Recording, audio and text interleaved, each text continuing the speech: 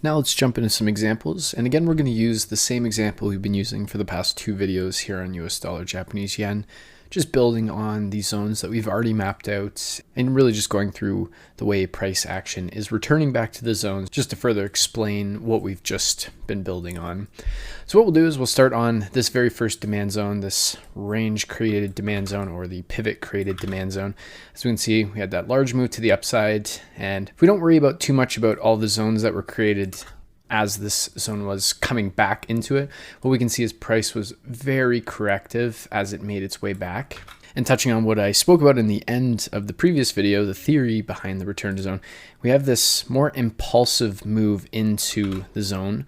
As well as here, as we can see, we have two impulsive drives into the zone, but leading up to the zone itself was quite corrective. And what we can see is, even if we look at this point in time where price was about to tap into it, we can see that we had fairly corrective moves back into the zone. We didn't actually tap into the zone, and then we were seen with quite a bit of momentum pushing to the upside, which shows that this zone was fairly powerful. But definitely what we can see from the reaction and when we move the chart to the right, although we're not really focusing on what's actually happening as a result of these zones, just to add on to that, you can see that price tapped into the vicinity of the demand zone, and then once we actually tapped into it, it didn't quite move as far as we had expected. But now what we can do is we'll move on to this next demand zone, this range created demand, or specifically the pivot demand that we were looking at.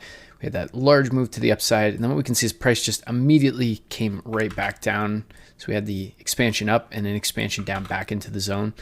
And what I said in the previous videos is, more often than not, we do get a reaction for basically every supply and demand zone that we see on a chart, whether the reaction is on the time frame that we are currently on or if it's on just, say, a lower time frame. There's, generally speaking, always some sort of reaction. But at the end of the day, what we're most concerned about is the follow through of that zone. That's where we're actually going to be able to take successful trades, because it goes without saying, if we were to have entered long within this demand zone, initially we would have had a small amount of profit, but the end result of the trade would have been a loss or a break even, depending on how you manage it. So it goes without saying that we're more concerned about the follow through when it comes to supply and demand zones, and we want to build the highest probability and the highest cases for entries. And we know that, generally speaking, when we have these V-shaped returns, it's an aggressive reversal from a creation of a zone, and generally speaking, the odds of that zone playing out or following through become to be a little bit more diminished. So we'll move on, and as we see, we create this supply zone, which we'll talk about now, where we get a more corrective move back into it, and then we tap into the zone and then continue on to the downside. And what we can see is we had a fairly aggressive move into the zone, which gave us that more confirmed and larger push away. You can see that we had a decent wave out of the supply zone in question. We did get this small push too, and if we see that we did have a somewhat large move into it and we had an aggressive push away from the supply zone. Now what we can see, if we just looked at the return from the left side of the chart, we can see that this is more of a V-shaped reversal. We had a little bit of correction, move back in, but I think we can all agree that this was a pretty rapid expansion back into the zone. And what we can see is when we continue down, we also had this supply zone, this range created supply or pivot supply that we've been able to refine to one candle. When we look at the return to that, we have a V return, and what we can see is price just blows right through it. Leading into that zone, we had this range created demand, which we've been able to refine to a pivot created demand, as well as this range created demand that, again, we've refined to pivot created demand. If we look at the return to this zone, we had a fairly aggressive V-shaped return. And as we can see, that this is basically just one large move to the downside. And as well as this demand zone, we can see that this was an aggressive V-shaped return. We did get an initial reaction, but again, we just moved to the downside as a result of that.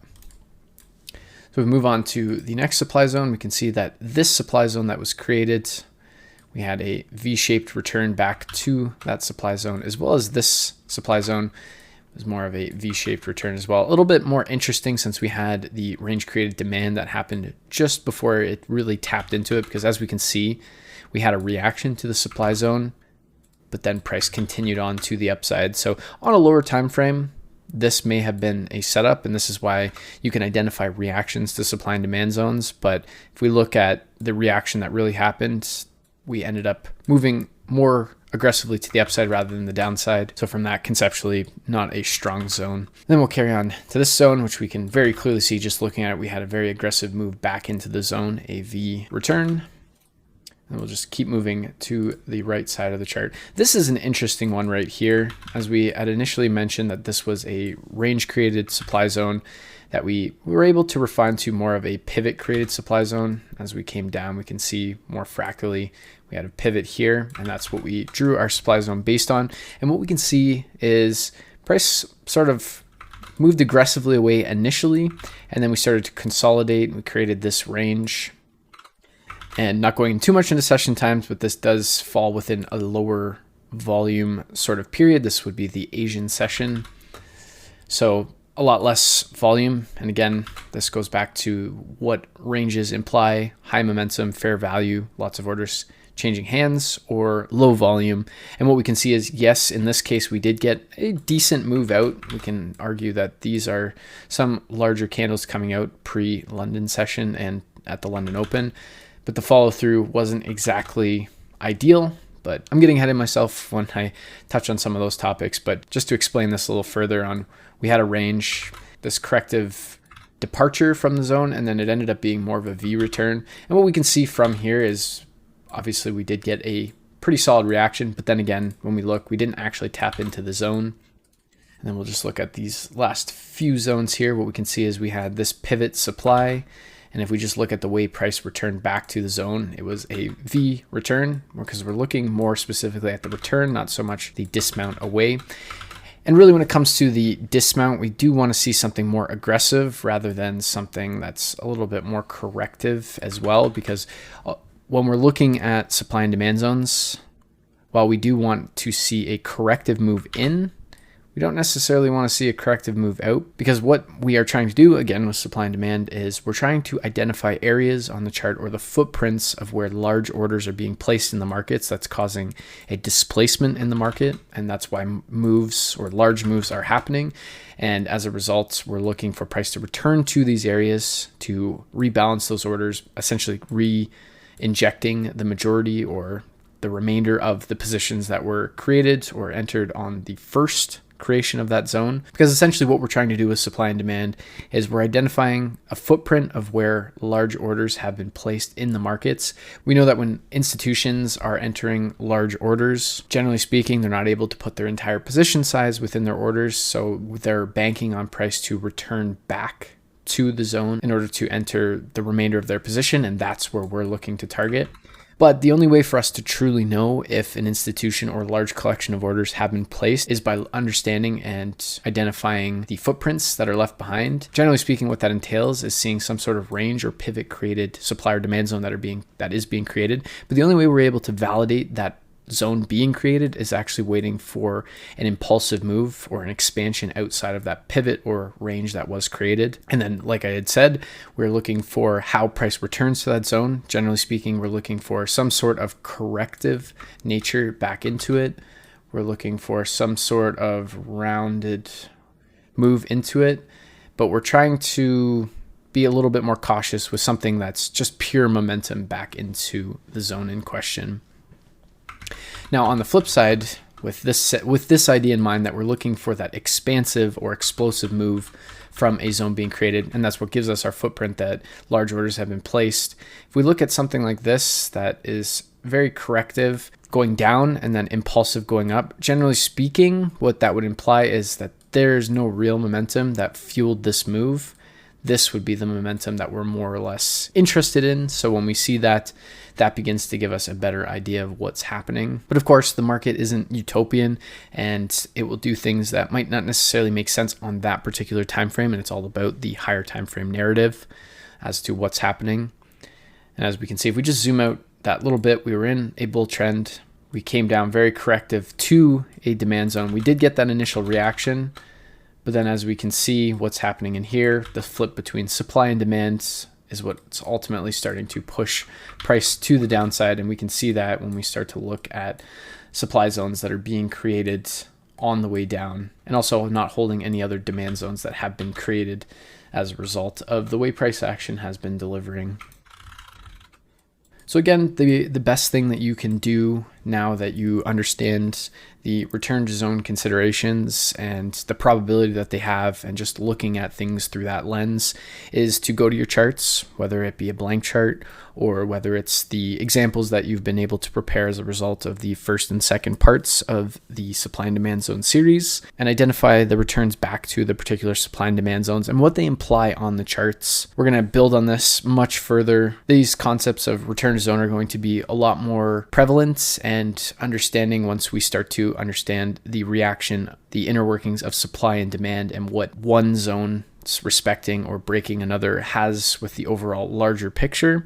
But first, it's a good idea to really ingrain the understanding of how price is returning back to particular zones and what that implies, as well as, again, understanding the larger impulses into the moves and what that often will provide to you as well. And again, I just want to stress that the market isn't utopian, and don't take some of this for gospel. Go ahead and test it for yourself and see if these sort of concepts are true to what you see, because there are some people who actually prefer trading V reversals, but they're a little bit more aggressive in how they do it. Again, there's different confluences you can add to it, and it comes to your testing and your comfort with them. And which is why it's so important to take these concepts to the charts and really dig into the price action. Because for me personally, when I'm looking at supply and demand zones and how price returns to them, I prefer the rounded returns and the corrective returns as opposed to the V returns.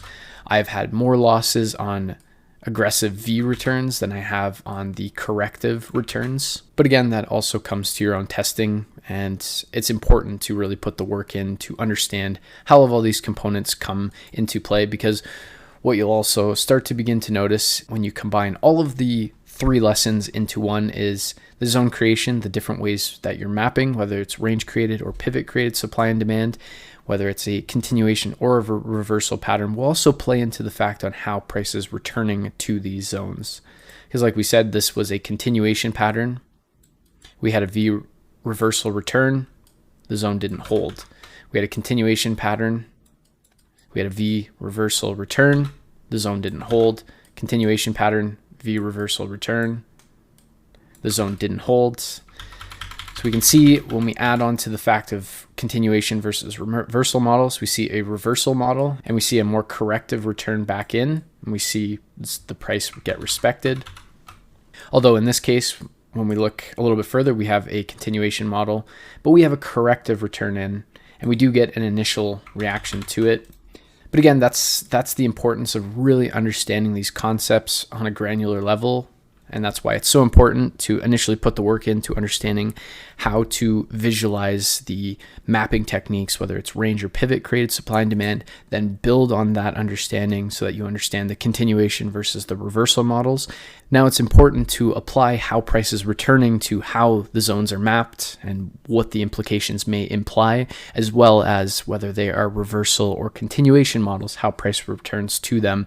And taking it a step further, if the reversal or continuation models are using a specific mapping technique, how is price returning to them, and how does price respect those particular elements? This is how you start to begin to build your trading models that you personally will use in various situations. You may have certain mapping criteria that you use in certain situations. You might only use pivot created supply and demand on continuations. You might only use range created supply and demand on reversals. You might use both, but then how price returns to each one of those dictates what you're looking for. You might look for more confirmation if you get a V reversal to a continuation model. You're looking for an additional entry confirmation that we'll get into in a later video portion. But again, just to get your mind thinking. But first, it's important to now take what we've been able to apply here, these return to zone considerations, and apply them to your charts so that you can understand them and continue building on what we've built in episode 1, 2, and now 3.